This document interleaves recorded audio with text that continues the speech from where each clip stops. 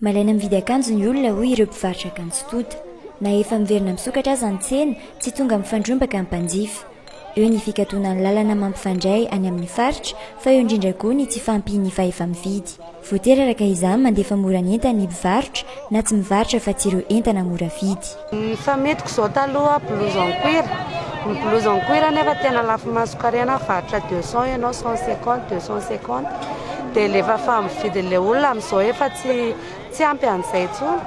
Dia c'est moramora indray zany zao ny amidiny eto zao ny varotana anazy 50 000 na 35 25 dia arakarak'izay efa famividin'olona ny anaovana vidiny. Fa ankoatra ny akanjo tsy maintsy alefa amin'ny vidiny mirary dia ny fahalafosany entana ny amin'ireo mpamongady sy mpanafatra akanjo tonta no tena mampikaikaika ny mpivarotra.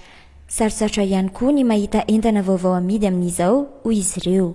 Fotoana aloha mbola nandeha kokoa aloha noho izao satria eo ananomboka ny akatra koa ilay entana tsy mitovy tamin'ny herintaona mihitsy.